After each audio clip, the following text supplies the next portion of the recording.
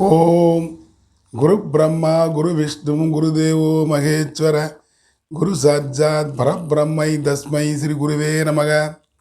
ஓம் வருஷப யத்வஜாய வித்மகே கிருணிகஸ்தாய தீமகி தன்னோ குரு பிரஜோதயாத். வணக்கம், நான் உங்கள் அஸ்ட்ரோரும். வர இருக்கும் குரு பயிற்சி மிதுன ராசிக்கு என்ன மாதிரியான பலன்களை செய்ய வருகிறார் அப்படிங்கிறத பார்க்கலாம். அதற்கு முன்பாக இந்த குருவானவர் எந்த நாளிலே, எந்த நட்சத்திரத்திலே, எந்த நேரத்திலே, எந்த ராசிக்கு பயிற்சி ஆகிறார் அப்படிங்கிறத பார்க்கலாம். நிகழும் மங்களகரமான குரோதி வருடம் சித்திரை மாதம் 18ஆம் நாள் 1/5/2024 புதன்கிழமை மாலை 5:21 அஷ்டமி திதியில் கார்த்திகை நட்சத்திரம் 2ஆம் பாதத்தில் மேசராசியில் இருக்கும் குரு பகவான் ரிஷபராசிக்கு பயிற்சி ஆகிறார். இவ்வாறாக பயிற்சியாகும் குரு பகவான் மிதுன ராசிக்கு என்ன பலன்களை தர வருகிறார் அப்படிங்கிறத நாம் இந்த பதிவில் பார்க்க போகிறோம். ஒரு பார்க்க கோடி தோஷங்களும் நீங்கும் அப்படிம்பாங்க. ரிஷபராசிக்கு குரு பயிற்சியாவது, அங்கிருந்து அவர் தனது 5ஆம் பார்வையாக கன்னி ராசியையும், 7ஆம் பார்வையாக விருச்சிக ராசியையும், 9ஆம் ராசியாக மகர ராசியையும் பார்க்கிறார். ஆக இந்த மிதுன ராசிக்கு 4ஆம் இடம், 6ஆம் இடம், 8ஆம் இடத்தை குரு பார்க்கிறார். இப்படி பார்ப்பது மிதுனத்திற்கு என்ன பலாபலனை செய்யும் அப்படிங்கிறத பார்க்கலாம். குரு பொதுவாகவே இயற்கையாகவே ஒரு சுப கிரகம் என்று சொல்லப்பட்டிருக்கிறது. குருவிற்கு தேவகுரு, வியாழ பகவான், மன்னவன், பொன்னவன், பிரகஸ்பதி, தட்சிணாமூர்த்தி, அந்தணன் என்று பல பெயர்களில் அழைக்கப்படுகிறார். இவருக்கு பிடித்த நிறம் மஞ்சள் நிறம். தானியமோ கொண்டக்கடலை, சுண்டல் என்று சொல்லுவார்கள். திசையோ வடக்கு திசை. வடக்கு திசையில் சின்முத்திரையில் கல்லால மரத்தடியில் அமர்ந்திருந்து அருள்பாவித்து கொண்டிருப்பார். இவருக்கு பிடித்த மலர், பூ என்று சொன்னால் முல்லைப்பூவை சொல்லலாம். கிரக வரிசையிலே ஆண் கிரகத்திலே வருகிறார். உடம்பிலே இவருக்கு பிடித்த இடம் இருதயம், ஹார்ட் என்று சொல்லப்பட்டிருக்கிற இருதயத்திலே குடிகொண்டிருப்பார். ஆங்கிரீச முனிவருக்கு 7வது குழந்தையாக பிறந்தார் அப்படின்னா அதுதான் உண்மை. இப்படியான குரு பகவான் மிதுன ராசிக்கு என்ன பலன்களை செய்ய வருகிறார்? மிதுன ராசிக்கு குரு 12ஆம் இடமான ரிஷபராசிக்கு பயிற்சி ஆகிறார்.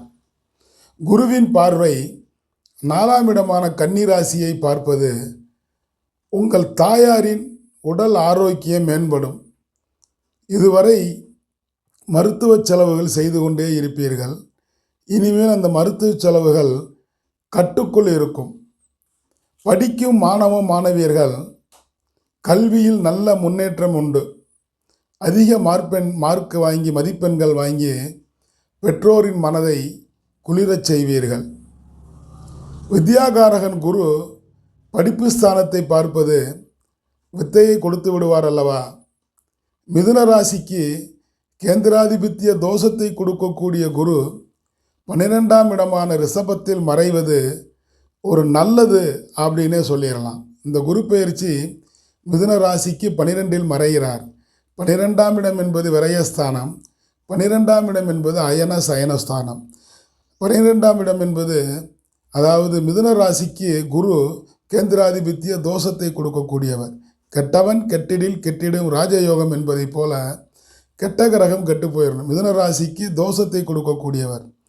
அடுத்ததாக குரு தனது 7ஆம் பார்வையாக மிதுன ராசிக்கு 6ஆம் இடத்தை அல்லவா பார்க்கிறார். கடன் வாங்கி இருந்தால் அந்த கடனை முழுவதுமாக கட்டி முடித்து நிம்மதி பெருமூச்சு விடுவீர்கள்.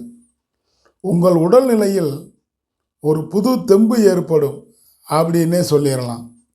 இதுவரையில் சோர்வாக இருந்த நீங்கள் புது இரத்தம் பாய்ச்சியதை போல் சுறுசுறுப்பு அடைந்து பணிகளை தேக்கமில்லாமல் பார்த்து கொள்வீர்கள். இதுவரையில் வா போச்சுற உசு டஸ்ன்னு உட்காந்துருப்பீங்க, உடம்பு படுத்து எடுத்திருக்கும். இனிமேல் அந்த சோர்வுகள் களையப்பட்டு உடலில் ஒரு புத்துணர்ச்சி ஏற்பட்டு ஓடி ஆடி வேலை செய்வீர்கள் அப்படின்னே சொல்லிடலாம். இதுவரையில் தொழில் செய்யும் இடம் மற்றும் உங்களுக்கு இடையூறு செய்தவர்கள் உங்களை விட்டு விலகிச் செல்வார்கள் என்றே சொல்லலாம். அப்போ உங்களுடைய தொழில் படு ஜோராக போய் வருமானம் கிட்டி நல்ல லாபம் அடைவீர்கள், வருமானம் வந்து கொண்டே இருக்கும் அப்படின்னு சொல்லிடலாம். குரு 9ஆம் பார்வையாக உங்கள் ராசிக்கு 8ஆம் இடத்தை பார்ப்பது இதுவரையில் உங்களுக்கு இருந்த வழக்கு வாய்தாக்கள் உங்களுக்கு ஜாதக பலனை கொடுக்கும். 10ல் இருக்கும் ராகு குருவை பார்ப்பதால் பண வரவிற்கு குறைவு இருக்காது. இதைத்தான் ராகுவை போல் கொடுப்பான் இல்லைம்பாங்க. 10ல் ஒரு பாம்பாவது இருக்க வேண்டும் அல்லது ஒரு பாவியாவது இருக்க வேண்டும். மிதுன ராசிக்கு ராகு 10ல் அல்லவா இருக்கிறார். 10ல் இருந்து ஆன்டி கிளாக்கில் 11ஆம் பார்வையாக குருவை பார்க்கிறார். குருவும் ராகுவும் சேர்ந்தாலோ குருவும் ராகுவும் பார்த்தாலோ குரு ராகு காம்பினேஷன் குருச்சண்டால யோகம் அப்படிங்கிற ஒரு யோகத்தை கொடுக்கும். ஆக ராகு உங்கள் மிதுனத்திற்கு 12ஆம் இடத்தில் இருக்கும் குருவை பார்ப்பதால் பண வரவிற்கு குறைவு இருக்காது. மேலும் 10ல் ராகு இருப்பது பதவி பட்டங்கள் பெயர் புகழ் செல்வாக்கை அல்லவா கொடுத்து விடுவார். இது ஒரு நல்ல விஷயம்தானே. குரு திசை நடக்கும் பட்சம் அரசியலில் கால் பதித்து பதவி பட்டங்களை பெறலாம். இப்போ எலெக்ஷன் நடக்க போகுது. எலெக்ஷன் இப்போ குரு பயிற்சிக்கு முன்னாடியே வந்துடுது. இருந்துட்டாலும் அந்த 30 நாள் வரைக்கும் முன்ன பின்ன அந்த குரு நல்லது செய்வார் அப்படிங்கிற மாதிரி அந்த மிதுன ராசிக்காரர்கள், அதாவது திருவாதிரை புனர்பூசம் இவங்கெல்லாம் பதவி பட்டங்களை வைப்பார்கள். எலெக்ஷனில் வெல்வது அதிக சதவிகிதம் உறுதி என்றே சொல்லிவிடலாம். மிதுன ராசிக்கு திருமணம் போன்ற சுபகாரியங்கள் தள்ளி போகும் என்றே சொல்லலாம். அவரவர் நட்சத்திரத்திற்கு தகுந்த பரிகாரம் செய்து திருமண தடையை நிவர்த்தி செய்து கொள்ளலாம். அதை போலவே குழந்தை பாக்கியமும் தள்ளி போகும். சஷ்டி விரதம் இருப்பதன் மூலம் குழந்தை பேறு உண்டாகும். சட்டியில் இருந்த ஆப்பையில் வரும் என்பார்கள், அது வல்ல பழமொழி. சஷ்டியில் இருந்தால் அகப்பையில் வரும், சஷ்டி விரதம் இருந்தால் அகப்பையில் கருப்பையில் குழந்தை வரும் அப்படிங்கிறதா உண்மை. மிதுன ராசிக்காரங்க யாரும் இந்த காலகட்டத்தில் கடன் வாங்குவதை தவிர்க்க வேண்டும். அப்படி வாங்கினால் அந்த கடன் பல மடங்காக பெருகி கொண்டே போய் வட்டி குட்டியெல்லாம் போட்டு கடன் கழுத்தை நெரிக்கும் காலம். ஆகவே கடன்பட்டார் நெஞ்சம் போல் கலங்கினான் இலங்கை வேந்தன் என்பதைப் போல கடன் வாங்குவதை முற்றிலும் தவிர்ப்பது நல்லது. அதை போலவே நீங்கள் மிதுனராசிக்காரர்கள் யாருக்கும் கடன் கொடுக்கவும் வேண்டாம். பிறகு கொடுத்த கடனை வாங்க அலையோ அலை என்று அலைந்து அலைச்சலை கொடுப்பார். 12ல் இருக்கும் குரு. காசு இருக்கா, பேசாமல் பேங்கில் போட்டு வர்ற வட்டியை வரட்டும்னு பேசாமல் இருந்துருங்க, யார்கிட்டையும் சொல்ல வேணாம். மிதுன ராசிக்கு நன்மையும் தீமையும் மாறி மாறி வரும் காலங்கள் அப்படின்னே சொல்லிடலாம். அதாவது கடல் நீரை கட்டரும்பால் பருக முடியுமா? ஆசைகள் ரொம்பவே இருக்கும். ஆசைகள் இல்லா மனிதன் யார்தான்?